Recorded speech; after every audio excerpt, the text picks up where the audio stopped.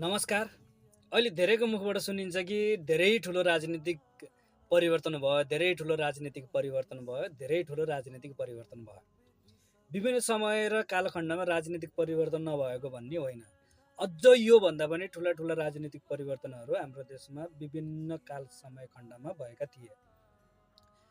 अहिले मात्र होइन। त्यसैले कुनै पनि राजनीतिक परिवर्तनमा मक्क पर्न पर्ने केही छैन।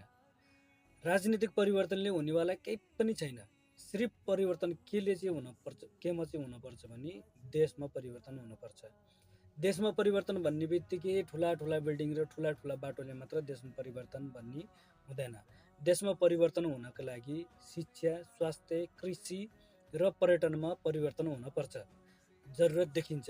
हाम्रो जस्तो भूगोल भएको देश, हाम्रो जस्तो माटो भएको देशमा चाहिँ कृषि र पर्यटनमा चाहिँ धेरै जोड दिन पर्ने देखिन्छ। यो सबैलाई थाहा भएको कुरा हो। तर कृषि भन्ने बित्तिकै कृषिमा दिने अनुदान, लोन आदि इत्यादि धेरै कुराहरू कृषिमा भन्दा अरूमा पुगेको देखिन्छ र कृषिमा भन्दा कृषिको लागि भनेर विभिन्न किसिमको ठुला ठुला औजारहरू ल्याउनको लागि धेरै ठुला ठुला धनराशिहरू खर्च गरेको देखिन्छ।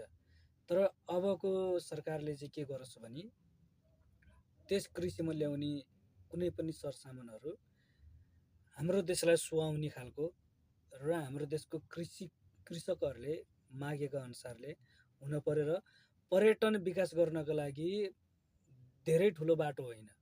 जुन ठाउँमा बाटो पुगेको छैन त्यो ठाउँमा बाटो हुन पर्यो। यस्ता ठाउँहरू छन् कि पर्यटनको एकदम प्रबल सम्भावना भएको ठाउँ तर त्यस ठाउँमा बाटो छैनन्।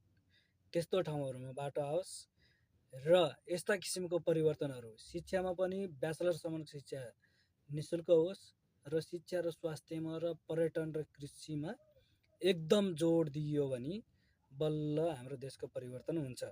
त्यसैले राजनीतिक परिवर्तन भयो भन्दैमा मक्क पर्न पर्ने कुरा छैन। देश परिवर्तन हुनको लागि अझ बाँकी नै छ। धन्यवाद।